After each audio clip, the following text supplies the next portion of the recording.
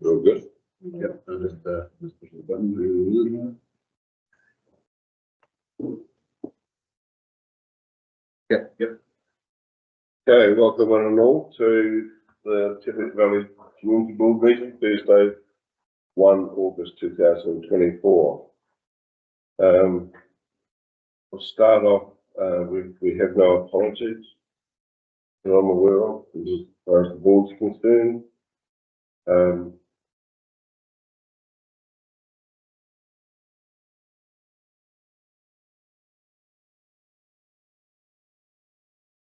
we move on into the public forum, which we have Bruce Harper, our local law enforcement agent. I'll have to say, excuse me if I ask you to repeat. Got shock hearing at the moment, so I'm not hearing very well. Oh, yeah. I'll have to make it out, but yeah. So, I'll just give you a rundown. I guess on past 6 months or so, just what's been going on. Yeah. Just let you know, we now have a rural sergeant with one staff, new staff, which is a really good thing. It's a bit of a strategy we're trying to implement in the rural areas at the moment. And what they will do is they'll pick up slack where if we need a hand or whether we're on leave or days off, they'll hopefully come and fill those boards. So it's quite a good thing. You might see a bit more police presence actually through it, which is a good thing. Now they'll cover the outstations like Radburley, Overkill, Roxburgh, any public events stuff they get involved in that too. Like golden shares, recruitment drives, stuff like that. Partnership building and stuff. So it's a good thing. It benefits the community too, having an extra staff, which is good. We'd like to say we'd get another extra one on top of what we've got. But it's, forecast at the moment. But we're not going to shoot, so but hopefully that will happen in due course. But Reece, what's your personal district? Is it how far does your region span? We actually call ourselves borderless.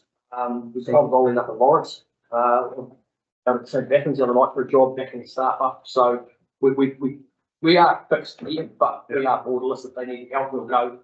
Just we don't have much sure it's a large distant area. We just don't have that luxury of extra staff. So we always say we have a borderless approach. Yeah. So what happens on your days off? I mean, presumably you're on our days off. Yeah, sometimes I get them. But days off, pretty much, if I'm on call most times, if I'm not, it'll be LTE staff to cover or our rural staff for those boards, and I'll be down floating. We also have the traffic down floating around as well. Right. So they pick up stuff as well if they need to. Yeah. So I'll just promote the 111 system. If there's an emergency at 105, someone will pick it up. Yeah. Yeah, emergency. Yeah. Otherwise I can get it when I'm back. Yeah. So but that's that. We had an Operation Raw during the raw season for deer hunting, which was a collective approach from multiple staff from all different policing avenues, including rural police as well. Where we targeted all the back roads actually. We areas that quite often don't see us enough, fortunately, through workload, but I read some good results there. A lot of it was educational around firearms safety, getting to the firearms changes at the moment. How you've got to secure your firearms and ammunition when transporting. A lot of that's new to people, so a lot of it's educational. There was a couple of interventions. People without licenses that shouldn't have firearms that were cool. So it was a good overall result actually. Yeah, it was good. So we hope to do that again next year. And same with the duck shooting season, we do the same sort of thing. So that was a good operation.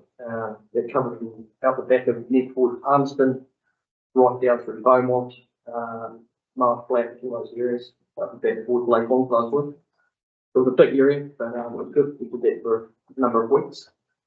And worked in partnership with DOC as well, part of the operation with the DOC blocks, which was really good. This job was, it's been really busy. Actually, we had several serious deadly harm incidents, some of them still ongoing that we're investigating, which are quite time consuming because of the complexity of them. Which aren't uncommon, unfortunately. We've had a couple of fleeing driver incidents. Both of those were successfully resolved. One was through tire deflation devices. We implemented custody of that incident, which was good. And the second one was through a follow-up from some really bad driving issues, some really high-speed driving in winter conditions. So the individuals have to account on that, which is good. What else? We've had multiple search warrants executed, primarily for misuse of drugs act. As a result of that, we've got a large quantity of cannabis packaged for sale. So that's really good to take that harm away from the community. If on that, I think it's might be about $14,000 worth the way it was bagged. So it just shows that it's happening. It happens in every community, but it is happening. And brings an unsavory crowd that sort of offending. So there's been an individual, a job was executed on an individual who was supplying Class A methamphetamine, cocaine, Class B and Class C's. They were successfully prosecuted. That's a Rockville resident. Was in the area. Yep. So, Did you say we've got a meth problem in town? I wouldn't say we've got a meth problem. I would be naive to say we haven't got meth here. There will be someone dabbling it. It's everywhere, unfortunately. As long as there's a market, there'll be supply and there'll be people dabbling it. It's pretty hot on that stuff. I don't like it. So I welcome anyone to pass information on about it, because we'll have to. It takes time, unfortunately, but it's something we do. So when you say successfully prosecuted, what does that mean? They were charged and prosecuted and sentenced for that. Yeah. Have they left town or they? What's that? Have they left town? Yeah, at the moment, yes, yeah. But this is the problem, it just comes in and goes. And just takes one or two people start sampling it, and they start, they share it, and then next thing you've got a problem. So I'm aware it will be hit. I'm aware of that. So it's something we keep it pretty close eye on. Amazing, yeah. Resulting in the Alexandra. What the problem with methamphetamine is, it's not just a sole one area. It just floods. It comes from Invercargill into the area, from Christchurch into here. Our offenders are very, very mobile with it. So, you know, we do stop these people 3 o'clock in the morning. We know they're up to no good. We know what their trade is. It's drug dealing. Usually armed a lot of the times, here or so, where there's meth and firearms. So we are really hot on it. Unfortunately, it's just to get over the line to charge people. It's a lot of work behind the scenes, and then charge them and get before the court. Sometimes the sentences handed down don't reflect what they're actually doing, unfortunately, too. And home detention is quite often the outcome. All the life imprisonment charge, the blind methamphetamine. What with an ankle bracelet? Yeah, that's the problem. They still deal it with their own beat. We're aware of that. But yeah, I won't say we've got a problem there. I won't say that. We've got a lot of cannabis here. There's a lot of people smoke cannabis. That's probably had for years. There's a lot of typical business. They're throughout the country, of course. It's amazing how one person spreading poison in a community can just, Absolutely. yeah, really, it's great havoc of all those, eh? Yeah, absolutely. And they don't look at the harm they're doing. They just see themselves as a good person, giving them back something. Yeah, it's a flaw. But it's sad, great affairs, but unfortunately, it's dealing with. So yeah, we've still got investigations ongoing in the organised crime area that they get ongoing with us. We don't stop investigating them. Recent checkpoint was held by me, 230 vehicles through. No fail results. It was really good. I was happy with that. Even on the tube, but that's normal. Really good. It's pleasing to see. Yeah, people taking it seriously and getting home safe. But they're still driving. They're not walking. But that's a good day, I think. Speed remains a focus for us, especially in winter. We're still getting high speeds. I know specifically out in the Ranfurly area, we're still getting 160s, 170s in winter. High temperatures, believe it or not. I'm not quite getting those, but I'm still getting high speeds, so that's still a focus for me. Possibly could have some high-risk youth offenders who are mobile at the present time. I won't say they're in this area, but I know they have a familial link to this area, and they're quite prolific. So just keep my eyes on that at the moment. Yeah, because obviously breaking into cars, stealing cars, burglaries. So we've got organised. We have probably, I'd say, opportunist theft here. So it's opportunity. Yeah. Possibly planned though. People here have some good quality property. Some people's security is quite lax there, and others are actually really good. Unfortunately, I'm seeing some of the people that are taking those steps to secure their property are actually being targeted, which is unfair. But, it just shows you the people will go to his leagues to get that stuff, they want it, yeah.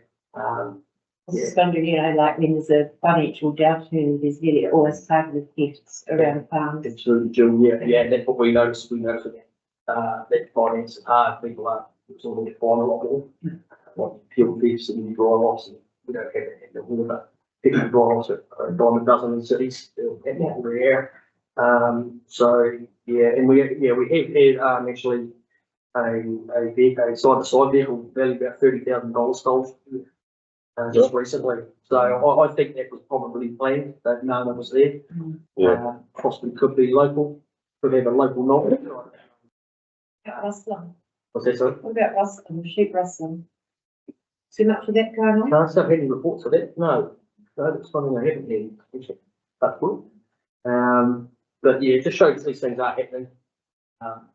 And the unfortunate part there was our leads are very limited if we don't get forensics. We definitely put that vehicle out to all our areas for people to keep an eye on. Not to say we won't recover it in due course. We may recover that bike at a search warrant or something. But at the moment, the leads are quite dry, just, yeah, it's not a lot to go on. But we have had some results, good results of dishonesty. You know, a really prolific offender who's got a huge history of breaking into vehicles and fraudulently using credit cards, targeting a vehicle which had phone washed a while ago. And through CCTV, we solved that case that was him using. We managed to track his vehicle, track him, and we had a staff in the cargo sitting on the vehicle. We managed to get him, we got to see the little property factor evicted, which was really good. That's a bonus, doesn't happen very often. And he was sentenced to court and got home detention, which is probably lucky to get, but that just shows you they are mobile. They're driven from Queenstown, heading through areas, just targeted randomly, and we've got a whole lot of stolen gear in a vehicle. So yeah, but the CCTV, which I was going to raise actually afterwards, is just the value of that is amazing, because this guy was already apprehended before he knew it. We already knew who he was just through CCTV, and that was in Mount Blooper. Main Street cameras there, they were able to lock on, and yeah, there's the car. He's doing everything to disguise himself, but at the end of the day, his clothing description is unique, his car was unique, and there's no. So with the CCTV, have you made any progress within your organisation? Nothing from my end. I was actually going to ask that at this table, but yeah, obviously we still always obviously support it. We can, just for that reason, just the investigation tool for us. Not something we sit there and look at all day on screens, it's boring and something we'll never do, we can't be bothered with it, but they're there when we need them. And watching that side by side, I have a sneaky suspicion that what's gone south. Just gut instinct there. I think it's gone south that night, and yeah, just the value of that CCTV might have apprehended something. Yeah, that's all right. That's what happened. Yeah, maybe that's something that we could raise again at some stage. We haven't discussed it since you were here last, actually. Yeah. I've always had a suggestion that potentially a renewal, when people go for a renewal of a liquor license, let's just say we agree to the renewal as long as one of your cameras is outside looking down the street. That's a good point, actually. Yeah. So, you know, so that's not something you can monitor all the time, but when you need evidential and You can get access. you can get access to it. So it's not part of your network as such, but For sure. Yeah. but it's a little cost. It's $150 to a licensee. Yeah, To sure. put another cam, well, there may be more, but it could be as little as $50. For sure. If they've got if they've got a 14 camera system and they could add one more camera. Yeah. And you say, yep, that's cool. As long as you do this and that's where it's pointed, then we can come and check it. Yeah. So long as the data doesn't feed back to a police station. You know, I'm all for the security camera. I think they're a good idea. But to have cameras down through your main street with what facial recognition, number plate scanning and become part of the geofencing that we've got coming for us, I don't think any data should go back to the police station. Well, usually predominantly they're owned by the council, or whatever, we Yeah. have access to them. Yeah. So we don't actually download anything off So that the last- Yeah, investigation. but at the last meeting, I asked them to enter the data for cameras was going to go back to everything, so. We were talking about, police and store stuff in common. We were talking about that. Please just say, I've been talking about Nathan, who looked at something writing about this a little while ago, and definitely that's my understanding, is if we were to proceed and get cameras, that it's housed by CODC, and what is an event, and we had Regs call and say, hey, between this time and this time, I've had this happen, can you please release that data? That's my understanding of what will happen, but beyond request, a specific request Right, from New okay. Zealand Police to release a portion of that data. So, there's an MOU, I understand, Reece, that you have worked through between us and New Zealand Police. What we used to do, we had it obviously in the cargo, and we actually used to have our community patrol come in on a Friday, Saturday night, which is their hot area and their hot times, for disorder, violence, stuff like that. And they would actually monitor it, so it wasn't actually us, and it was actually volunteers that would monitor it. We don't, I don't think facial recognition is something on their agenda, to be honest. I think it's quite a hot topic, actually, because of addiction, violence issues and stuff like that. The license plate recognition, the advantage of that is it cuts down the time of us having to sit here looking through days and days of footage to find that one car with that number plate. What we can do is we can type in ABC 123, oh, there it is, come through at 205 here or whatever. That's the advantage of it. And it's, I can guarantee you, mate, there'll be no cop in the country that put your hand up saying, I'll sit there and look at footage because we hate it. It's so boring. It's terrible. I've done it. It's the most horrible job you can get given. It's usually punishment, to be honest. But it is actually really beneficial if we can just narrow that time there and go, car, yeah. And that's the advantage, like that side by side thing. We might have to sit there and look through an 8-hour window or whatever, but if we can get that car towing that bike, that's a big win for us. And then that victim's stoked, and they actually raised it with me and said, oh, sure, you've got cameras. Got nothing. And he's like, joking. And that was the frustrating part. But I realise they come at a cost, and I know things at the moment are great financially very well. Look, it's a pretty tested trial and true. I mean, because the government has to abide by the Privacy Act, so for us to release any data like that, it requires quite a high pressure. And so it's only the police and those sorts of agencies. That we would, The reason why they go remotely to the meeting was that's the district command centre or coordination centre. What they are there is there usually around the clock. The reason why they can do it is if there's an incident unfolding and we're getting called out, they're already on those cameras looking at it, going, oh, yep, that car's just come through. So that gives us a real time advantage. That's the reason why we have it promoted. Again, they've got so much on, they don't sit there and look at the screen all night, but they've got their availability on it. That was the whole reason why I went to a central station that would be monitored. In fact, I think the ones we looked at were actually going to be monitored probably by food security, I think, anyway. They sit there and It's not just about the guilty either. When I was a lawyer, I had one client personally who, he was banged for rights. There was a witness statement that was very clear.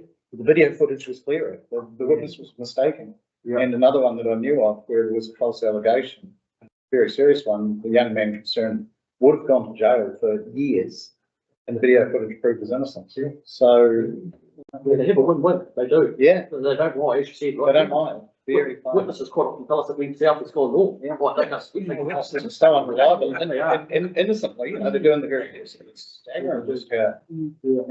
But I always feel that I don't understand. It's a bit like,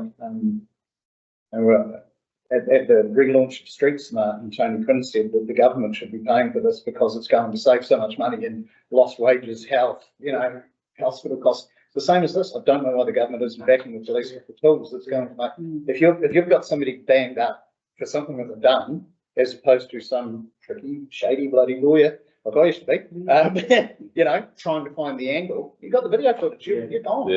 And the cost saving, the benefits to the community and everything is incredible. Stitch and time and all the rest of it. So when I was on Central Lakes Trust, we were approached for money for it. Same with council. For me, this is a tool for the police that the government should be paying for. We've got to be careful about going into that space because heavens knows Wellington will stay out of it if we do it for them. And it's done beyond all belief that they continually don't support it. But I agree with the privacy element that comes with it. It's got to be. Oh, absolutely, yeah. It's not something to be explored. No, And what else have we got? The only other thing is, I hope to do a bit more engagement around this. I had times on the issue for me, unfortunately, but, we've done some active armed offender training, school lockdown procedures and lots of various schools. There was an area I'm quite passionate about because, when it turns to crap, you see the panic set in, obviously, what's in the malls, if there's an active offender in there with a knife or a firearm, people freeze, they don't know what to do.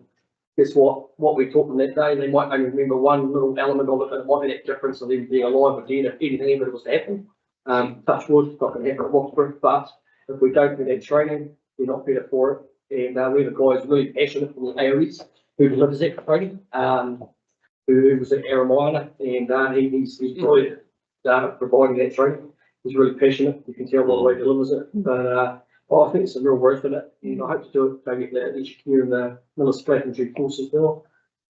As I said, probably will never happen here, but what we also have to remember is it may not be a local that would do something like that, but we could get an outsider on the run from us, desperate, fleeing us, going into a school as a safe haven to hold people ransom, really, for his own sake. You know, that's what happens. So we've always got to account for that stuff, and it was really good training. Is that something they're doing sort of right around the country?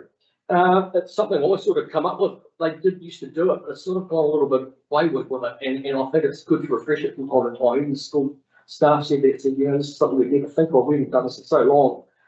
School lockdown procedures is sort of something under the Ministry of Education, that's their own. But we provide that extra insight as to how the offender's motivated, what their mindset is, and what their capabilities are, and what we can do to counter that.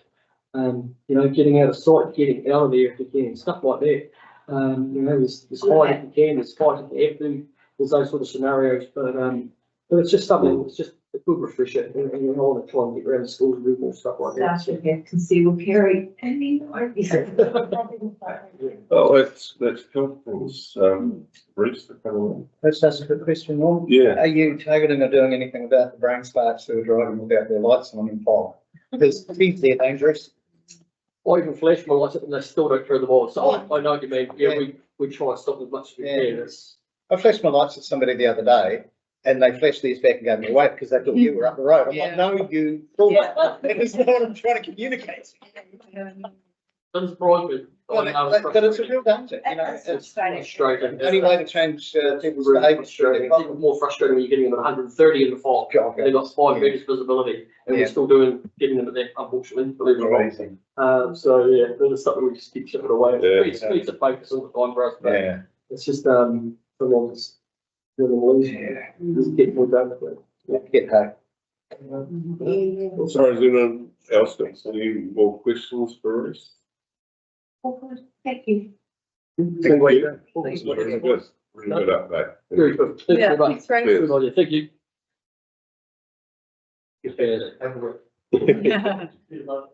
Yeah. Now, I've just realised I didn't move the motions to accept the Okay. Next item on the agenda, confirmation of the minutes. I take it that we've all read the minutes of the previous meeting. Can move them as being a true and accurate record of our last meeting. Can I second that? I I wasn't there. I'll do that. Thank you, Joe. So, all those in favour say aye. Against? Carry.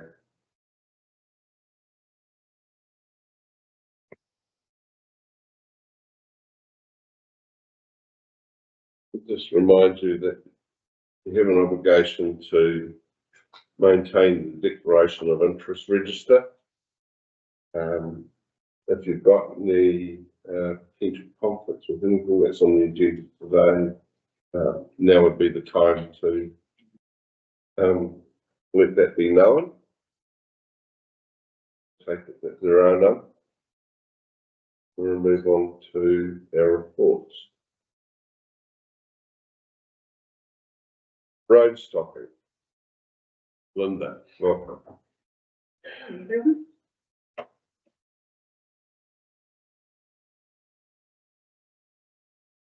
So I'll take the report being read, but I'll give you a recap. as you will have read, the owner of 1190 Teviot Valley Road is proposing to build a new shed on what he thought was his property, but once he got the contractors there and they started looking into that a bit further, they realised that he was occupying quite a large chunk of Teviot Road. So he came to us to ask about having that, about doing a road stopping.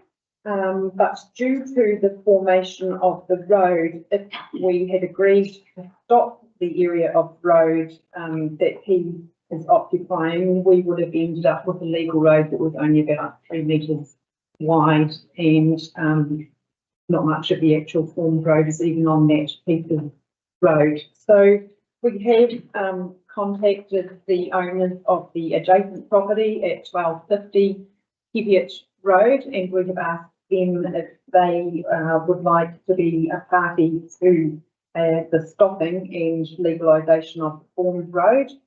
The road's a little bit unusual in that it zigzags as it comes down between the properties, and I haven't confirmed the reason for that, but understand it may be to do historically with something to do with the railway.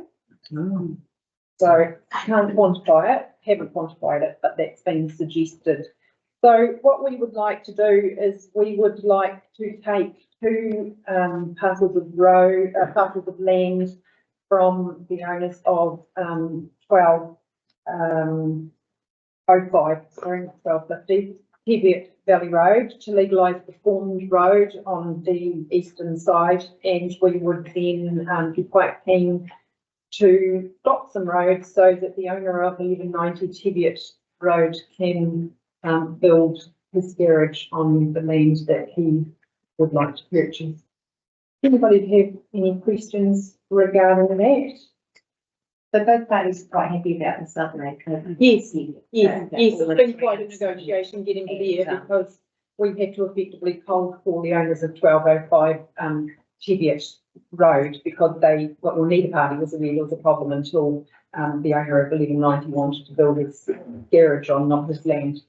So the idea is that we legalise the road because it's more effective and more efficient, cost effective to legalise the formed road by taking some land from 1205, turning it and investing it as legal road in council, and then we would have the ability to stop the unformed road and to dispose of it, sell it to the owner of 1190. So it's beneficial to council, and that's why we're proposing that council contributes to some of those costs.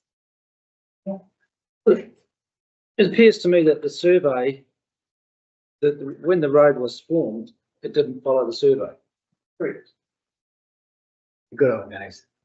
It's historically quite Yeah. common, Yeah. and that's because of that zigzagging feature Yeah. of the legal road. So you would need to go back to the 1870s to ask somebody what the purpose of that was. It's highly unlikely you'll find that answer, Yeah. which is why it's been suggested it was something to do with the railway or a provision associated with the railway, and then maybe that never happened.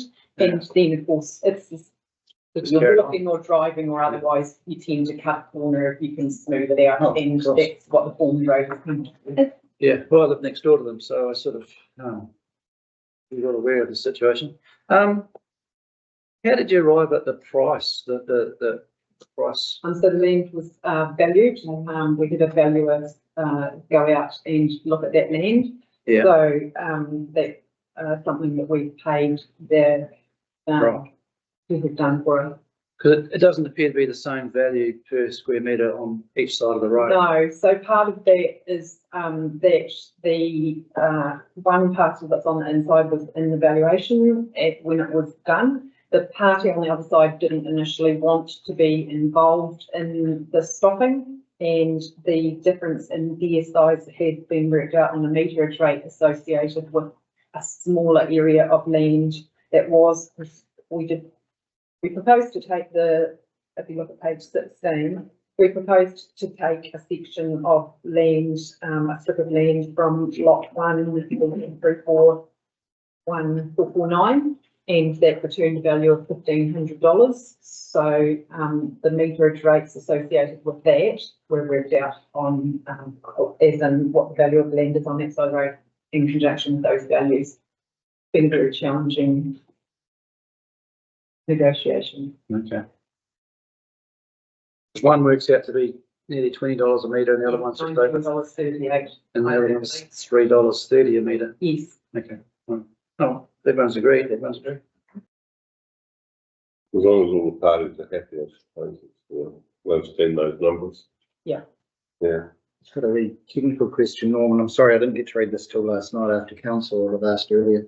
Just the matter of the other easements, so particularly with Aurora, because one of our recommendations is that the owner pays all costs associated. Yes. Isn't that between Aurora and them? Can we So dictate that? what I can tell you is that the expectation is that Aurora don't actually want any easements. The network actually comes up, and it's very hard to see. Usually I'm quite good at finding power poles, and I was slightly confused because I couldn't see where the network went up the, as in up the western side of the road. Yeah. But once I had, Aurora had come back, they were actually confirmed after the report was finished, which is why it says that improved by them if required.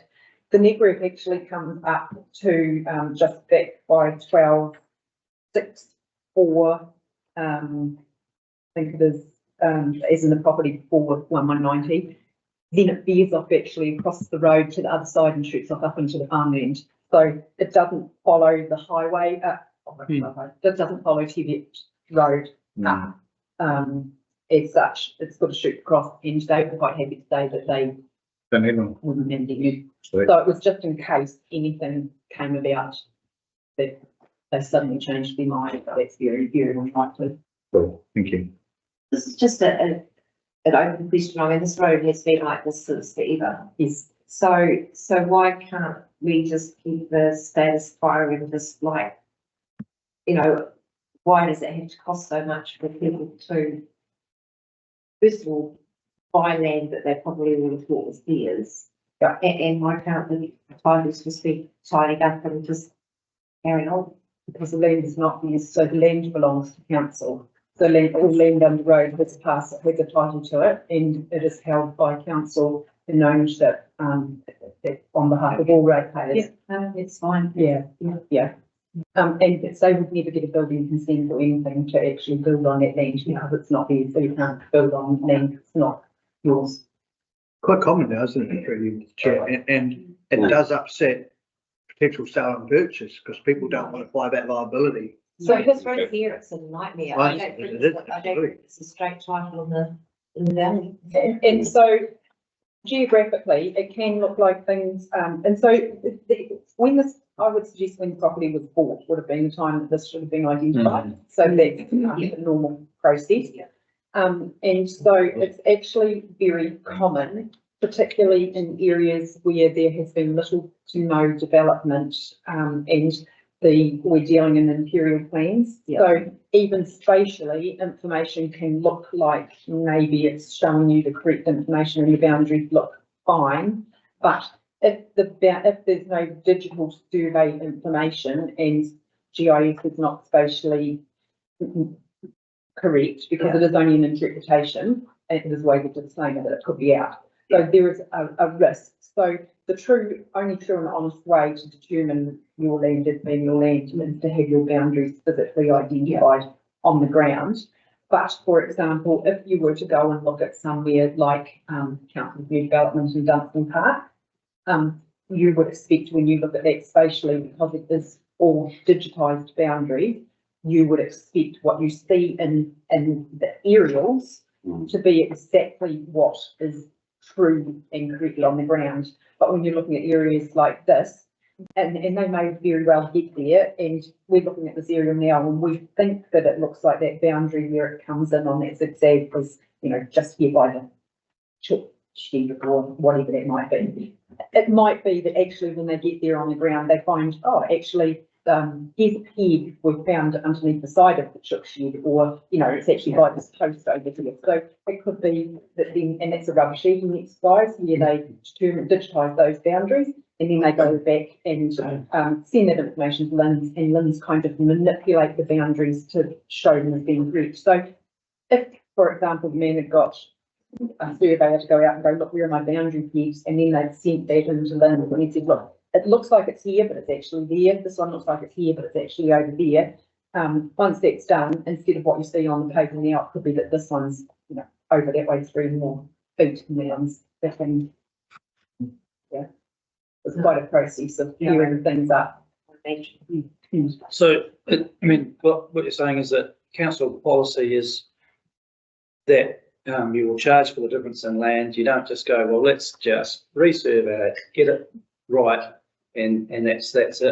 No, so Council policy the is that you resurvey- will charge for the difference. So the resurveying is not about getting it right. The pegs and the points on the ground are what is right. It's about where people think those pegs might be versus Yeah. what they might be looking at in an aerial versus where a fence is. So just because a fence is there doesn't mean it's actually on the boundary. And it is quite prolific. And I would say the thing about it that the reason you're hearing more about it is because historically people weren't particularly bothered, and we didn't have that had so much information that was available. So, you know, there's a big difference between if I go out and buy a house now versus, you know, my parents buying one 50 years ago.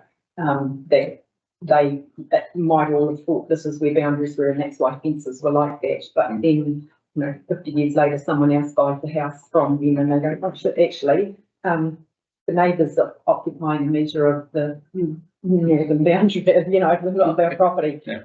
But it had always been like that.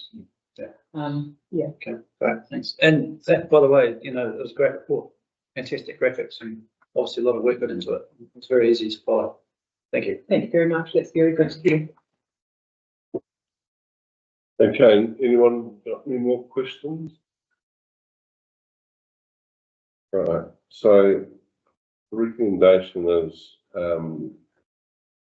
or our action is that we accept the report or receive the report and acknowledge its level of significance and make a recommendation to council to legalise the road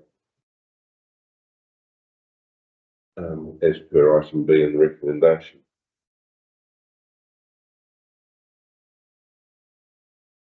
So I'll suggest that if we take it straight to the vote,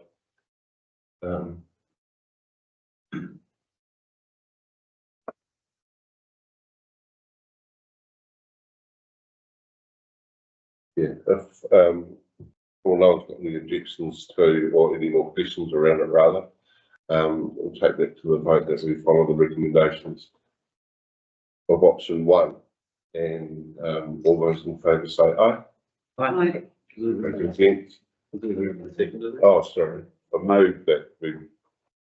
Well, I thought I had. I moved. I'll second it now. Rightio.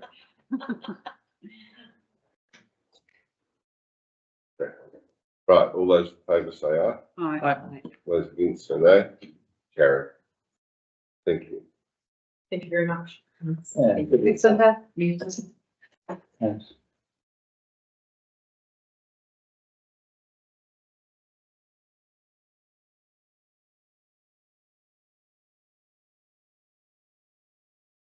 Right, 24.5.3 amendment to standing orders.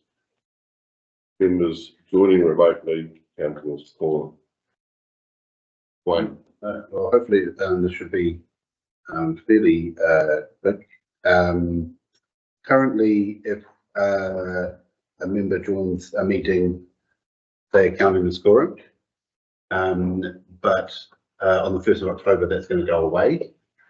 Because the provisions that were put in the Cyclone Gabriel will come to an end at that stage. But there's been an amendment to the legislation that says that you can keep people counting as quorum if it's in your standing orders that allows it to do so. So what we've got is 4 changes, I think it is, who will propose to the standing orders just to make that a permanent feature. And it's not the ability, just from the couple of other meetings that we've had so far, it's not the ability to come in to the meeting as, you know, on Teams. It's just that you'll be counted as quorum for that meeting. So if you're sick and you still want to attend the meeting, but you don't actually want to come in, then you could still be on the meeting from Zoom and be counted as. Yeah. It's pretty sensible, isn't it? Yeah. Keeping up with technology, really, isn't it? Yeah, very much so. And it's been there was a few months, I think in 2021, where this had been stopped, or maybe it was 2022. But it's, yeah, it came back with Cyclone Gabriel, and then sensibly, I think, you know, you can make it permanent if that's your, you know, council's desire. Yeah. I'm happy. That was it. I think during the lovely and still having the dorms, the idea. Got any questions around the report that Wayne did and the options that we have? Option 1, we amend standing orders. Option 2, if we don't amend standing orders. So I'll move that we follow the recommendation, receive the report and accept the level of significance, agree to the amend the standing orders as indicated in Appendix 1, adopt the updated standing orders for community boards, and item D notes the updated standing orders for community boards will come into force on the 9th of August 2020. Yeah, just a note about that date. That's the day after a final, you know, meeting for this round. Yeah. So the Manitoba meeting is on the 8th. Yeah. So what we'll go through all the four parts and then yeah. So I'll move that we accept it. Do I have a second? I'll second that. All those in favour say aye. Aye. Those against, no. Carry. I did read every word of the standing order.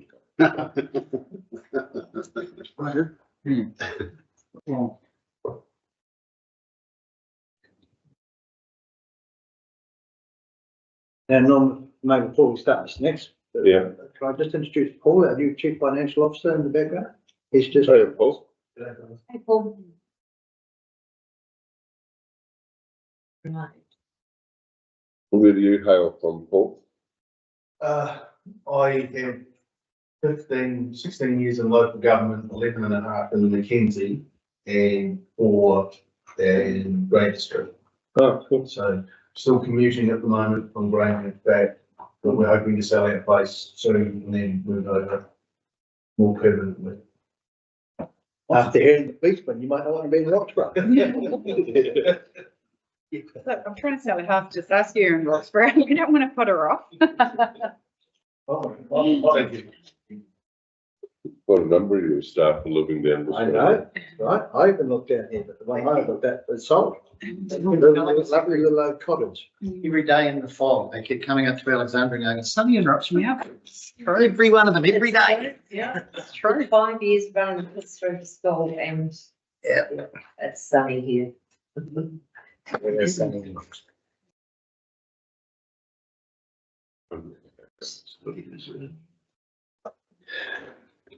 If you have it well. Yeah, I'm just. There you go.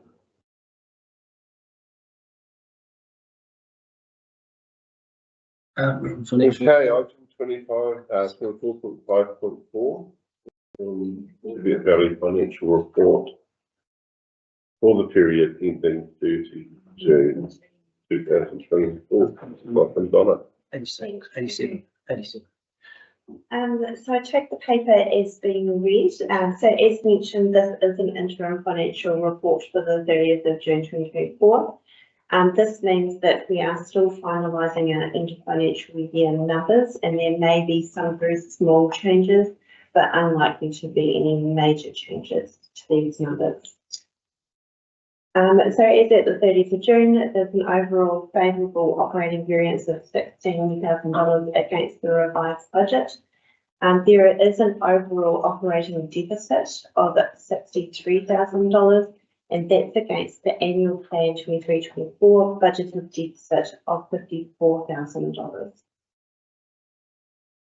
So revenue has a favourable variance of $68,000, the variance is being driven from internal interest received on your surplus reserve balances and funds that have been received from the Roxburgh Cemetery Trust as part of the ownership transfer of the Roxburgh Cemetery.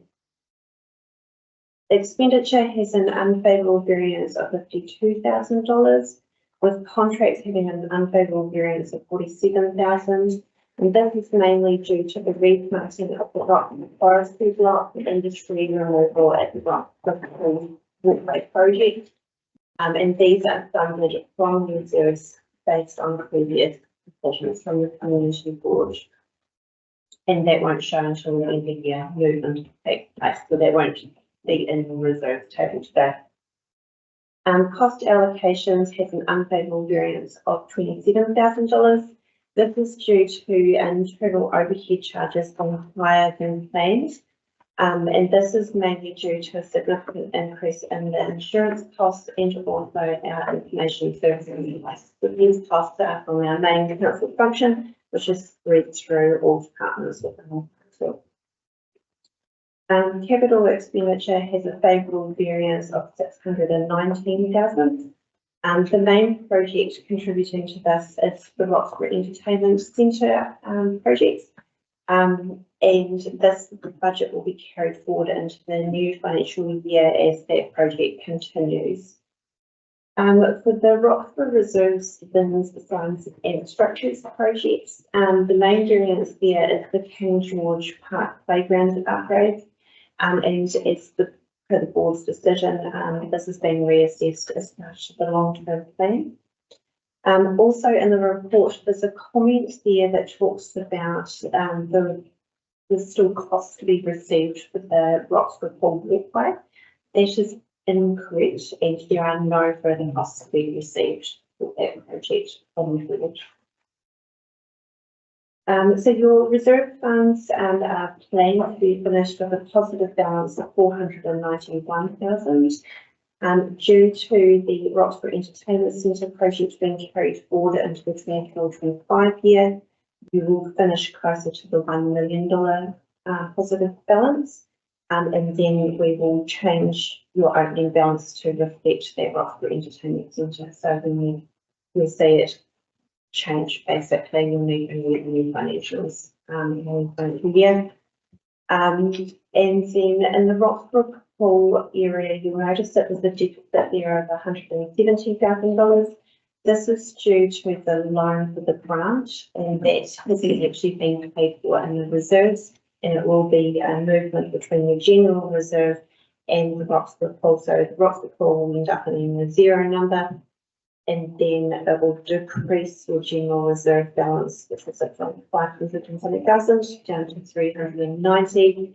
And then as that grant is paid down over the 20 years, it will increase the general reserves pot, but the Roxburgh Pool will stay. Who's going to pay it down? The community, as per your decision in the last long-term plan. From our rates.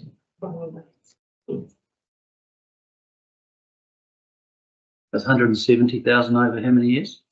So it's actually 250,000 over 20 years, but we've only needed to actually uplift about 200,000 because there's a little bit of a surplus there in Roxburgh Pool. As we no longer had an asset, we decided that we wouldn't break fund the community any more than that we actually needed.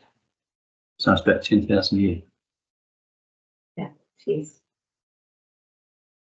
What line on the rates demand will that be in? So that will go through. Look at the reserve table. It will go through the recreation and culture line. Okay, thanks.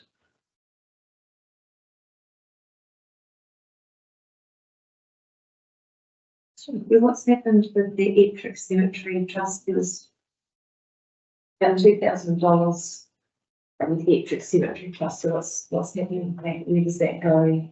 I'm not too sure if that has been received, but that will go into the Roxburgh Cemetery Centre. Why would it go to the Roxburgh Cemetery? Because the Roxburgh Cemetery Zone will be renamed into Teviot. So instead of having one cost-centre just for $2,000, we'll just have one for the whole world. So efficiently. No, there's a few questions to be asked with the Ettrick Cemetery, because it's got a reserve on the front of it. And then at the back is the cemetery. Can you speak up, Jill? I can't hear you. Unfortunately, I'm the wrong person to be asking any details on that. Who do I? That would be the past moments. You want to know that? With the handover of the Ettrick Cemetery, okay, so. Jill, can we just keep on track on this and we'll talk about that separately? I was just asked, so. I do have a question. I just want to know, what the $116,406 in our Teviot Ward Development Fund is, Teviot Valley Reserves contribution. At the bottom of our, Teviot Reserves table. Item 7122. Yes, So- 7122. Yes. Yep. So this is the financial contribution that are received when there is a housing development or resource consent changed. And so that funding is collected through funding. I'm not 100% sure the ins and outs of that fund. Does, yeah. And it'll be accumulated over many years, so, maybe like, Kyle, Yeah, that time Yeah. that was developed, right. the developer would have needed to pay as long as the development contribution, so that would have, So is that something that our board could look at, using for, one of our projects? Yeah, That so- line? the development contributions have to be used for projects associated with growth in the district. So that's definitely as part of the LTP. We can have some conversations around, the use that is, quite a restricted use of those. So you can't, for example, use them for renewal, is my understanding. So we could, do a replacement of a slide, an existing slide, but due to growth, if you needed additional walkways or you needed a park or additional facilities because of the growth aspect. That's definitely a conversation to have. And if you, Paul, any further area? So money coming in is from subdivision creation of new land, not from someone wanting to do a building and building on that land. And then when you go to building consent, don't you have to put a reserves contribution in when? Sometimes you do use that, can depend on what you're building and your resource consent requirements. Paul's looking at me again. Okay. So yes, so various mechanisms in the rules. So we can definitely as we go through the LTP, see David was to get the growth projects around the community, and Louise Van Voort is quite across and he's got a lot of knowledge on what might have. Yeah. So what was your question, Mark? Sorry? Well, so we've had a massive incoming this year of $2,005. And I just wondering, that comes about from land being developed as opposed to someone putting in a consent request for a house. I think, I don't know, I haven't built a house for a while, but when you build a house, don't they say, oh, yeah, it's approved, and here's your reserves contribution fee? It's generally related to subdivision. Typically, Purely subdivision, purely subdivision. Okay. That's why If you're just replacing an existing dwelling, I don't think you will. But if you're putting a second dwelling, that might contribute towards reserves contribution. But if you've got New subdivisions, is it? new subdivision, okay, cool, that's fine. So I've got one other question that we should all know the answer to. So here's a question for everybody. With the columns on your first page of your report, you've got the left-hand column is full year annual plan. Yes. In the middle, you've got revised budget. On the far right-hand column, you've got full year revised budget. Can you just give me a, So the left-hand one is the annual plan, so the formal annual plan that's adopted by the council every June. Then when we do forecasting or carry forwards, we update a revised budget to reflect any adjustments that have been requested and approved. so when would that, what triggers that process? So a rollover to the end of the year might trigger that process. So there might be a project, especially in this particular table, will be operations. There might be a large operating project that wasn't completed in the prior year that might need to be carried forward into the next year. So the same as we capital. Right, so that would be triggered immediately on the, when you do the full year annual plan, so that's the going forward plan. Now, so that also, we've got another 30 grand from last year, which we're going to put into the, Yes. okay, right. Yeah. It's not during the year that No, occurs. so we don't necessarily keep it fluid. Yeah, okay.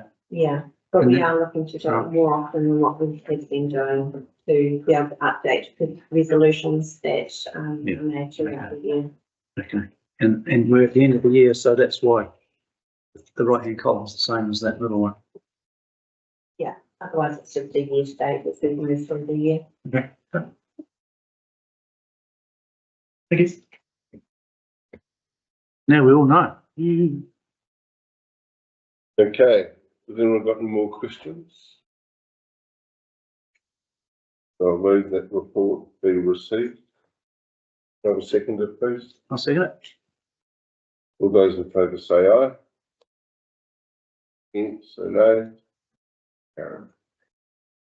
Yeah. Thank you, Donna.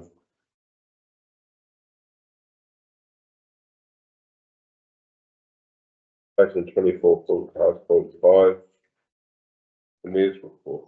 Thank you very much, Chair Norm. Firstly, congratulations, huge congratulations and good luck to Sally. Sally's a finalist, one of 3 finalists in the LGNZ Superhuman Award, which is absolutely awesome. Every mayor in the country was asked to nominate an elected member that they felt filled that category, and with your work, Sally, on the pool and the trails and the board and everything else you do, it was pretty easy for me to nominate you. And Star Norm here, along with former Chair Raymond Gunn, did a fantastic video on a beautiful sunny day that must have done the job. I reckon that must be it. Must have been it. No, so we're looking forward to August the 23rd when we'll find out. But even getting there, as I say, 67 councils in the country, 3 finalists, and our Sally's one of them. So So what are you, a super what? superhuman. Superhuman. Oh, that's so cool. So $1 million first prize. Yeah. Yeah. Has to be speculated. Yeah. Congratulations, Sally. Yes, I'm really looking forward to that night. I had attended a Roxburgh Business Group meeting, and I visited the Teviot Valley Rest Home recently to catch up with a young person that Mayor's Task Force for Job had gained a placement there. The young one had been out of work for a while, and Craig worked with her and worked with Marion at the home, and it was just really, really cool to go in and see this young person just thoroughly engaged. When we went, Craig and I went down to do a bit of media with her, and she was like, well, I can't talk to you right now, I'm busy. But, give me 10, I'll get this sorted out. And it just and the smile on her face and everything else. It's just wonderful. Very well. Yeah. And there's Task Force for Job is available if you have, a young one or a family that may have a young one who's not engaging. 16 to 20, I always get this off the top of my head wrong, 25, I think. Get hold of Craig or get hold of me if you want to get hold of Craig. Also, if there's employers looking for people for work. And interestingly, there's been work found here based out of Cromwell. So, yeah, it's great. Peter and I had a very good meeting with the pool committee. We had to talk to them about distritisation, and the reason we talked to the pool committee about distritisation is that, and I'll go on to distritisation now, that it's nothing to do with the pool, but it kind of has to do with the pool. So yesterday at council, we passed a consultation document that gives 3 options for distritisation, one of which is the status quo, one of which is a differential for Teviot, and the other is full distritisation where there won't be a differential for Teviot. And I think Teviot folk need to get really active in this, and I'm absolutely sure they will. If we go ahead with full distritisation, what that means is all our pools, halls, our museum grants, everything bar grants that you guys give out will become districtised. And the effect of that in option 1 is that the folk of the Teviot Valley council owns and operates a pool in Ranfurly, for Alexandra and Cromwell. We don't obviously in the Teviot Valley. So the effect would be that Teviot would be supporting the other 3 pools whilst not getting support for their own pool. So I could see why Teviot people would be not well pleased with that. The impact on the rates of that proposal would be an extra $233 a year. Proposal 2 has that Teviot wouldn't be looking after those other 3 pools, but the funding currently provided through this board for the Roxburgh and Millers Flat pools would continue. That would be rated separately in the Teviot ward. You'd basically look after yourselves. And it goes to show what massive drivers of costs are in pools, that would take that 233 plus figure to a plus 41 figure. So how's your maths? You know, a 6 or whatever. We're responsible for the Millers Flat pool on a ward basis. Yeah, pretty much based on what you're currently keeping those operations afloat with. So that was the reason we had to talk with the pool committee, because it's all about the pools, but it's not, it's not about the pool. I think in the early conversations around this too, there was some misunderstanding, and I'll put my hand up that it was my misunderstanding as well, that if council were to take on the Teviot pool, then everything would even out. But it would actually have the opposite effect, because when you think at the moment, the Teviot Valley doesn't, through its rates, fully support any pools, you would then be fully supporting 4 pools instead of 3. So it would actually go up. And the third option is everything stays as it is. And so the Teviot's got the difference between a plus 233 and I know what the option, how attractive that would be. I understand that. A plus 41 or a 0. And I also understand that Teviot, proportionally wise, had the highest rates increase this year. So you would be saying, well, why the hell would we want a plus 41? And there's 2 things to that. And it may well be that the majority of people who submit from the Teviot go, no, we want the status quo, as the board has done, which is entirely proper. But when it comes to 2 things about districtisation, one is why we're doing this. And believe me, as mayor, I don't need another contentious public situation, but some things need to be done. And there's a number of reasons for doing it. One is simply the rates impact that is coming from the infrastructure that we needed to build, primarily in the 3 water space, but also a bit in the roading space. The way that we've always handled our land sales in Central Otago District is that the money from a land sale is applied in the ward that the land comes from. So if we sell some land in Alexandra, so the Pine subdivision, or Dunstan Park as it's now known, for instance, the proceeds from that went to the Vincent Community Board to apply to Vincent things. Our cost drivers, as I say, are in 3 waters and in roading. They're districtised. So the Vincent Community Board cannot use money from land sales to apply to a district problem, being roading or 3 waters. So if, and I emphasise the if into the future, to lessen the impact of all these things we have to do on rates or on debt, which impacts on rates, if the future council wants to have the option of selling some land to apply to a wastewater plant, and if the effect of that is going to be and I'm making these numbers up for example's sake, but if the effect on that is, hey, that $100 extra a year that it was going to cost in rates is now going to be 50, a lot of people might go, that's a good idea. They might not, but at the moment we can't even ask that question.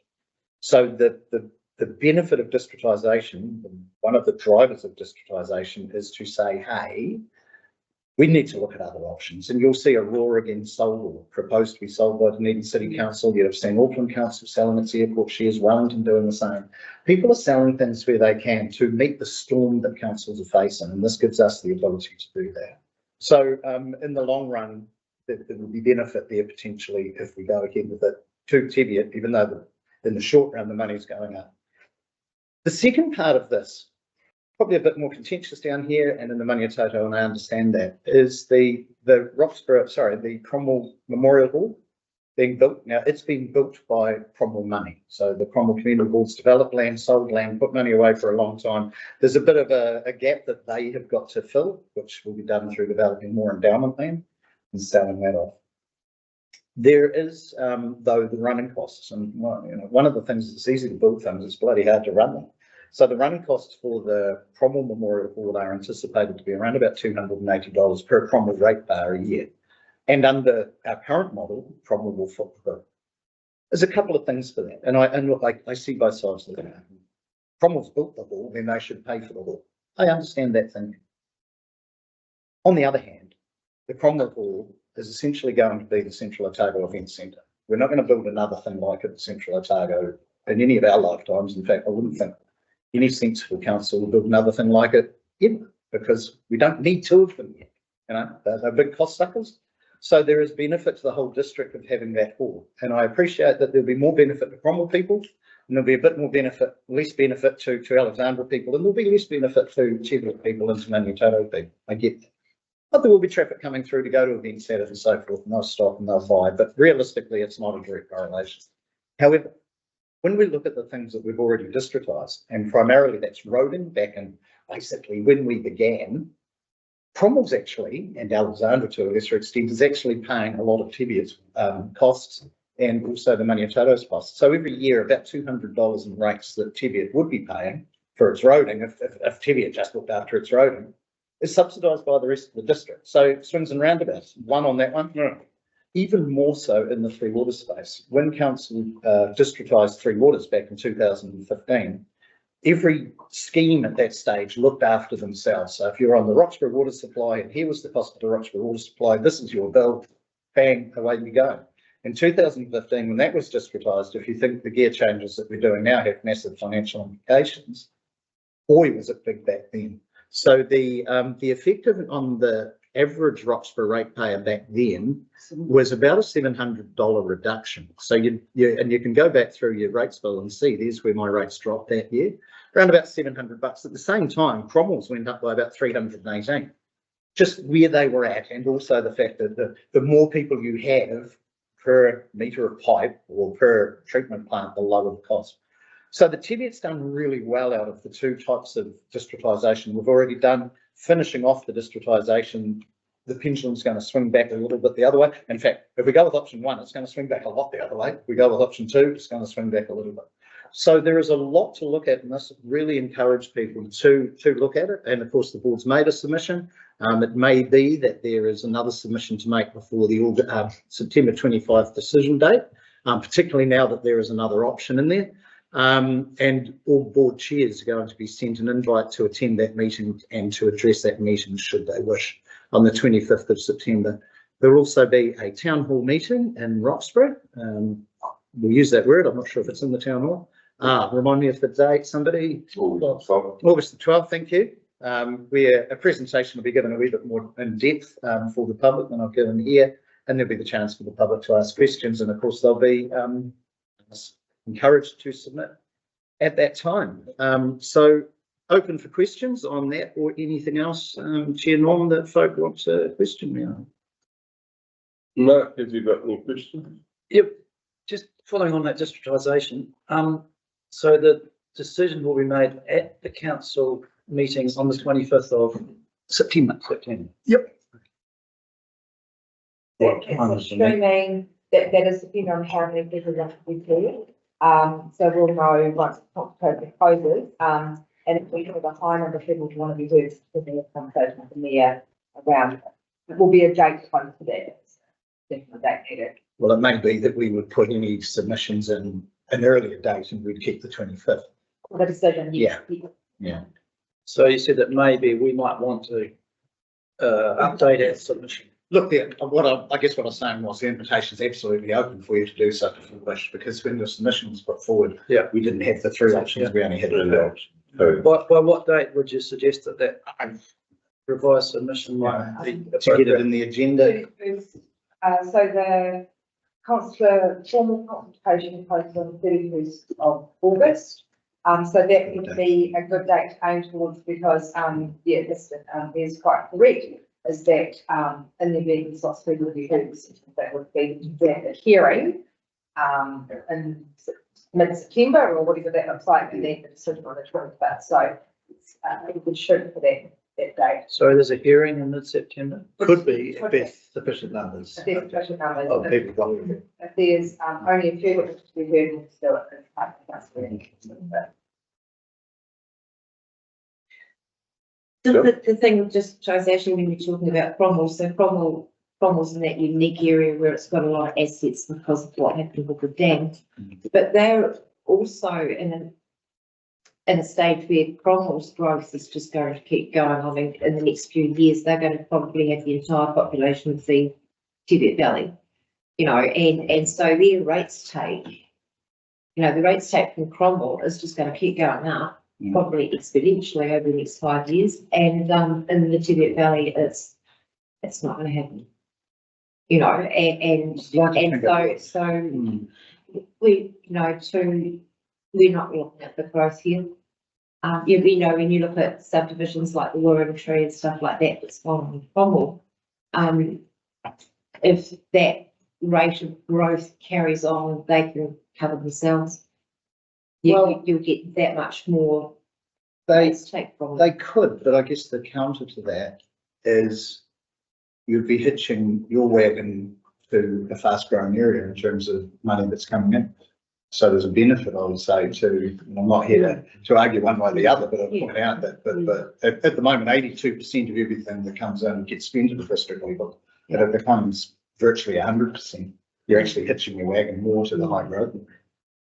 And the benefit that you have here too is when it comes to the representation review of how many councillors you have per person, because of the geographical isolation, for want of a better word, it's not really, but the out on the limb of the Manitoto and the Teviot, you get a councillor as a given, you have a far higher proportion of councillor per ratepayer than say Alton Cromwell does. So you've got a really good voice around the table as well.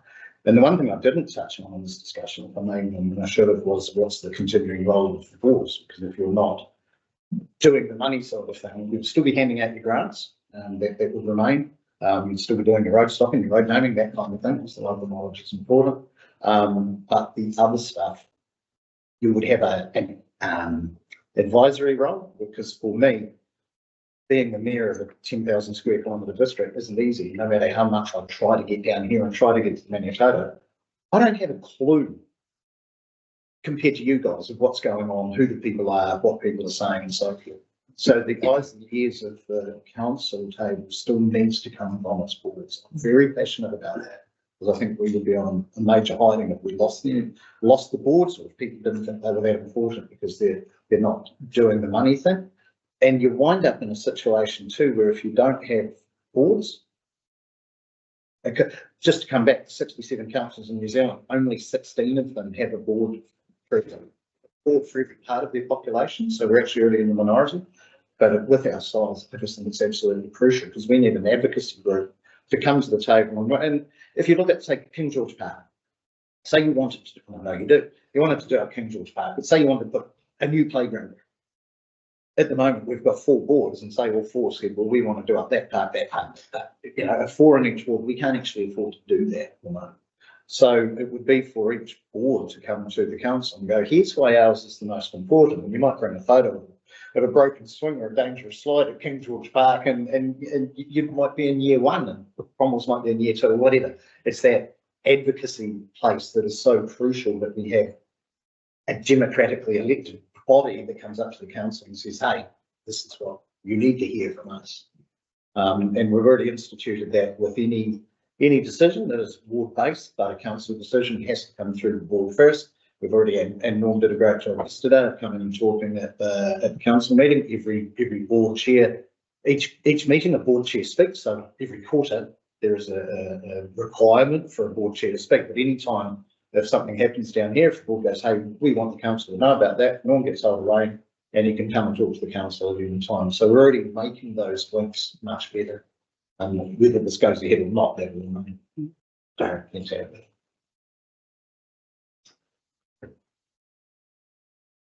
I mean, there's a huge discussion to be had around districtisation and the processes being has been initiated.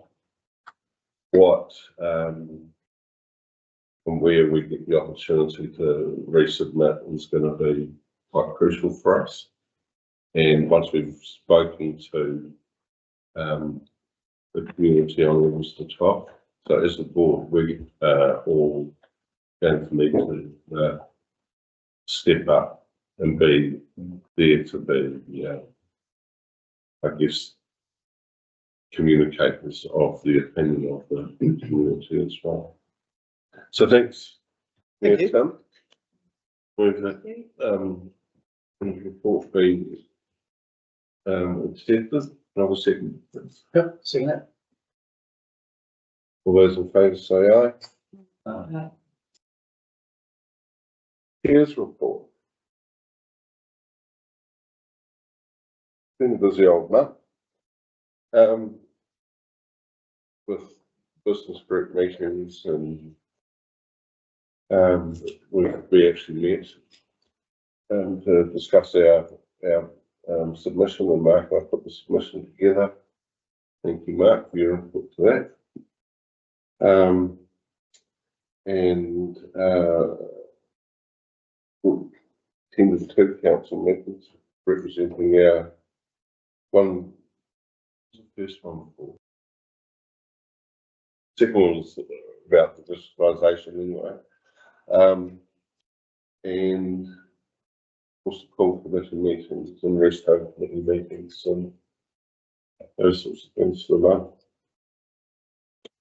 Yesterday I had the opportunity to speak on our behalf at the council meeting. And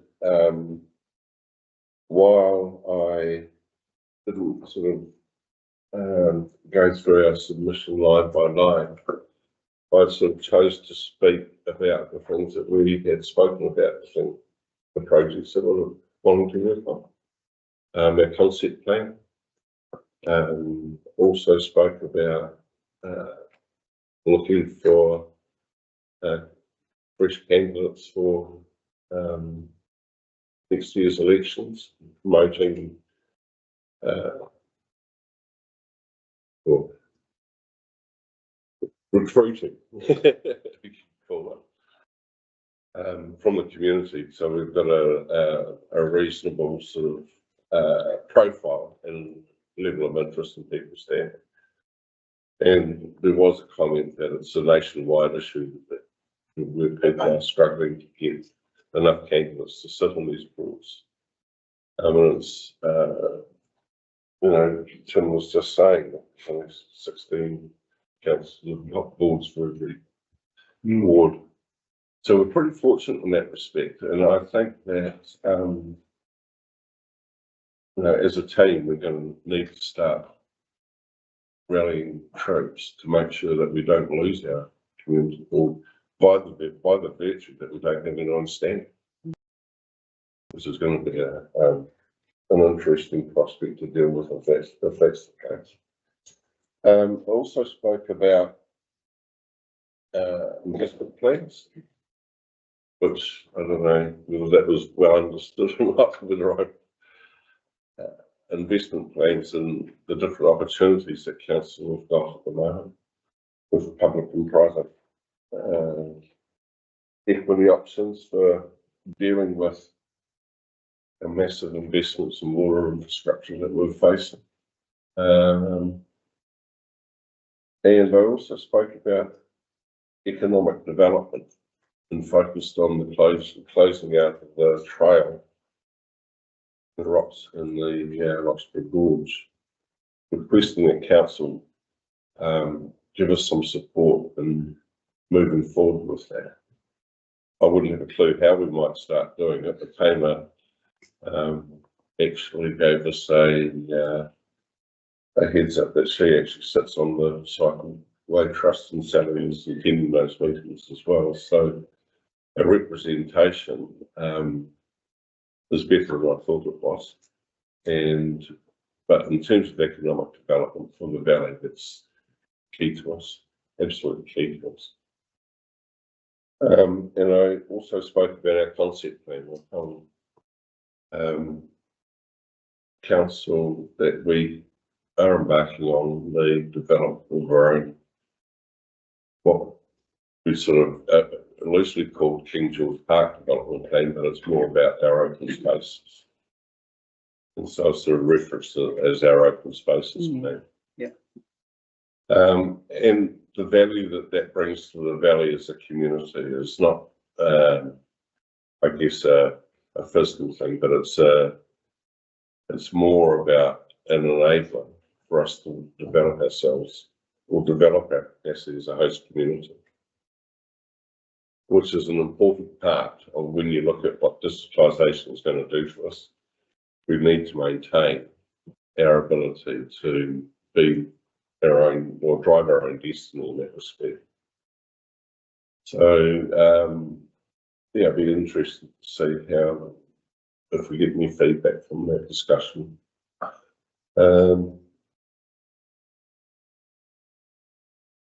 Yeah, I just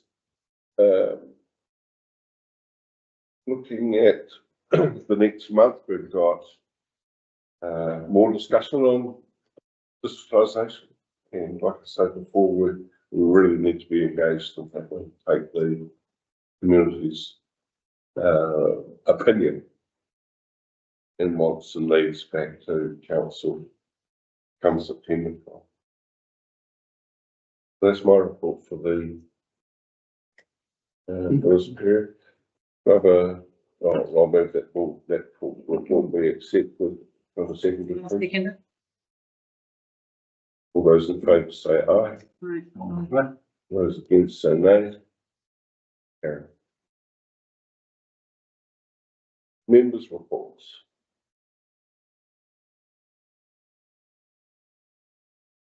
Who wants to start? Sally. Okay, so on the 3rd of July, Derek and Jackie came down to have a meeting in the hall about setting up a community response group, and ORC were also there updating us on natural hazards. And then following on from that initial meeting, we had about 20 people, I think, that put their hand up that said they'd be interested to form a community response group. And so we had a second meeting on the 24th of July where 12 people came along. And we have agreed to set up this community response group. I am going to be the lead of the group. And we are going to have 2 more meetings, one at the end of August and one at the beginning of September. So at the end of August, we're just going to get together as a group and kind of figure out what we want to do and how we want to set up. And then we'll be meeting with Derek in September once we've kind of got a bit of a plan for the group. But things that we're thinking about, well, one of the benefits for having a community response group and practicing is that if something does happen, we can get in here and we're actually going to know where the gear is and we're going to get to know how to use the gear. So that's pretty important to start with. But also we think there's a lot of opportunity once we get our group established to involve the community. So if we decided to use that front room like we did in the floods to be our community hub, then we could, you know, get the community in there, have a meeting, kind of say, this is where we'll all meet, this is the type of information that we have to give you, get people to be able to have a look at emergency kits. But the other idea that we're kind of maybe thinking about is actually getting people on a night to come and write their household plan, because a lot of people think about writing a plan, but they haven't. So that's something that our group could do. We could actually say, hey, we'll come to a night, and by the end of the night, you will actually have your plan written. So, you know, we just think that would be really great. So, and yeah, so that's kind of exciting. And we'll keep you posted on that. So how many people did you get going to your group? Well, we had 12 come to the second meeting, but we did have a few apologies. So we had a few people that couldn't come. And we're really, I think for this group, we're really looking at people that live in Roxburgh Township, because they're the people that are going to be able to get here for, you know, like in a disaster. So it's not that, because there's a pretty strong group. The Millers Flat Hall have a group, and they've got some equipment down there. So they're, you know, but we have a radio that we can get in touch with each other, and we also said that, you know, we could do some practicing with a not as flat group as well. But it's going to metric because it's again too, it's funny little space because if anything happens blood wise or earthquake wise. Yeah. So we understand that, and so the you know, the village, but I think maybe if our group gets started and we get some templates and stuff, and then we could get, you know, like you could run a group electric, and someone else at the village could, because we realised that every little village could be isolated. So you know, we kind of realise that. So I'll keep you posted on that once we actually have another couple of meetings. 7th of July, I had a pool meeting, as Tim said. Tim and Peter came to that.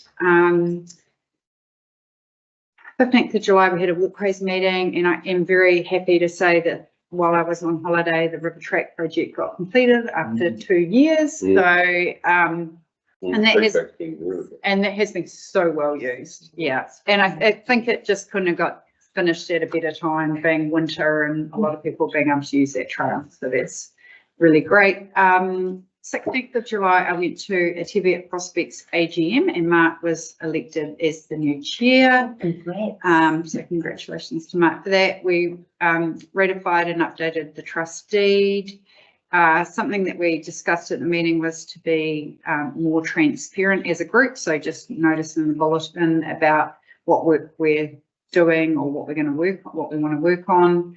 There is a group within Teviot Prospects that are looking at town beautification. So I think they started off by wanting to do a mural on a wall, and now I think they've kind of expanded their scope a little bit to look at more of a beautification around the town. And we also discussed with Rebecca about updating our community plan, because our community plan's quite outdated. So that's something that we discussed as well.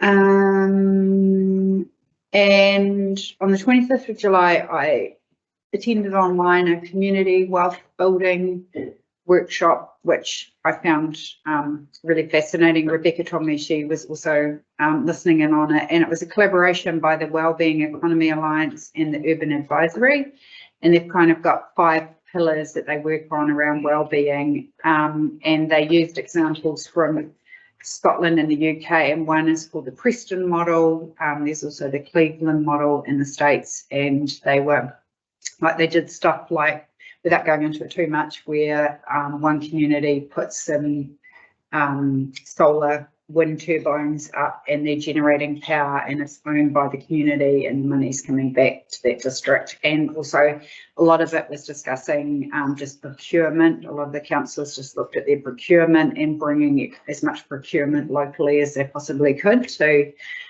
bring wealth back to their district and their community. But one thing that was that I thought was really good is they said it doesn't matter what your role is, you can offer meaningful leadership in growing a community wealth building approach in your local area, and they also had people that you could contact to discuss it. So that's good.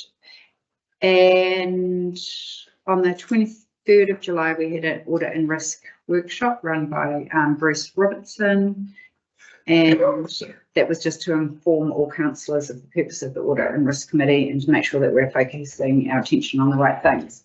And then just yesterday from our meeting, Tim's touched on the districtisation paper, but we also had a paper from Nick in Economic Development, and they are about to embark on updating the Economic Development Strategy.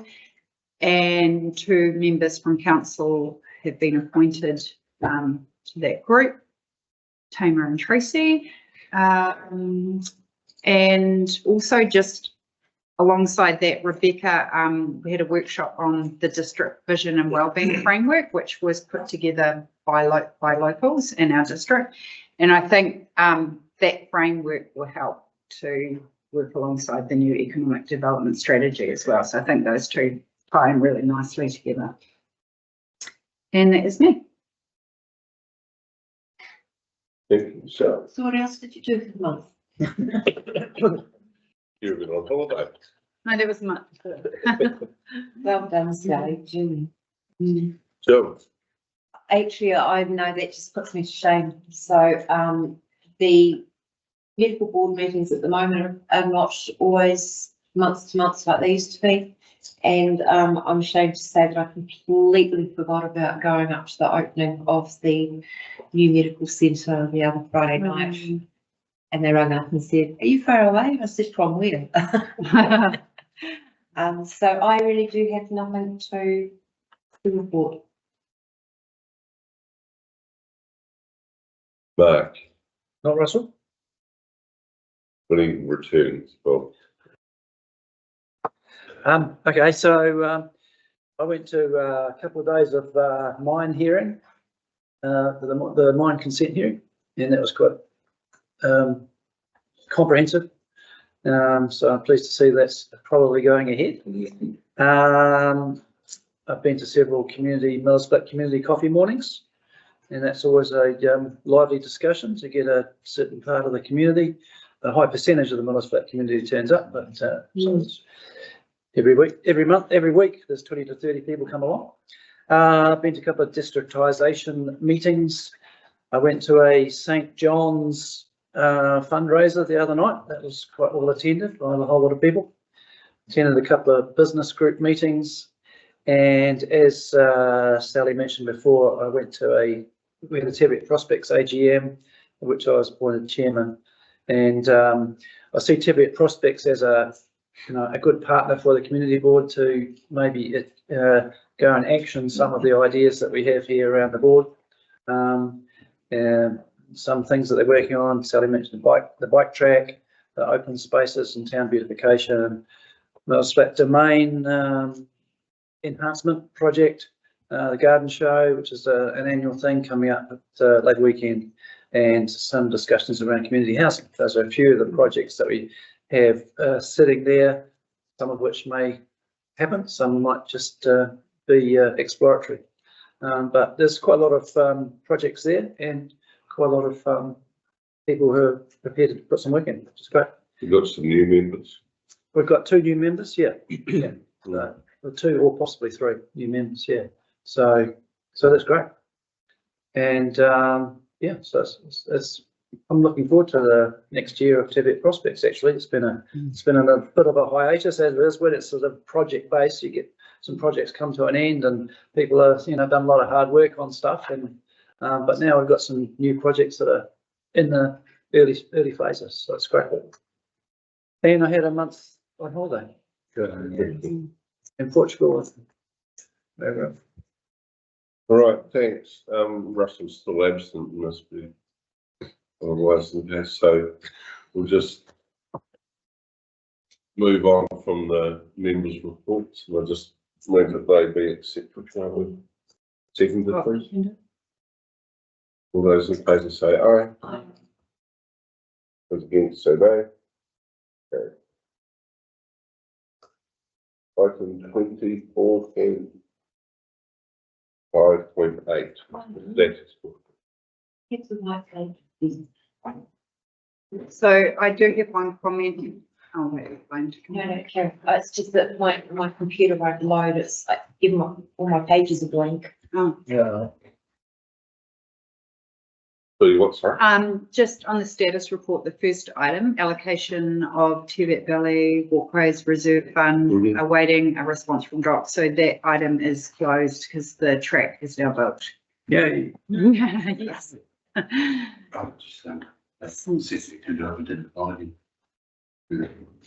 it's the 21st of June, 2021. Oh, that, Long so way that down can the be, hill. so that can be closed. That can be closed. It's Okay. done.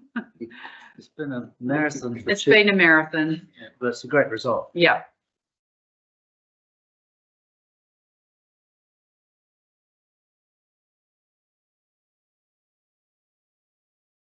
We've got, Thank you. We now. any more comments or feedback? It's the The status report. No. What's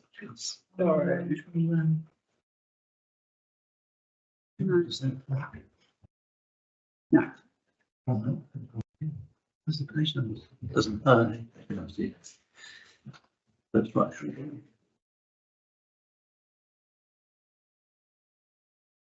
I'll just move that the report be received. Obviously, that's that, please. Second, yeah. You go, John. Not yet. Yeah. Yeah, I'll second it. All those in favour say aye. Aye. Those against say no.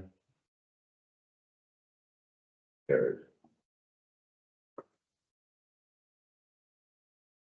Comes to item 10, the date of the next meeting, 12 September. Sooner than I thought. The year goes so fast, doesn't it, when you cut it, it's like groups. I declare this meeting closed. Thanks, Norm. Thank you, Norm. That's it. Cool.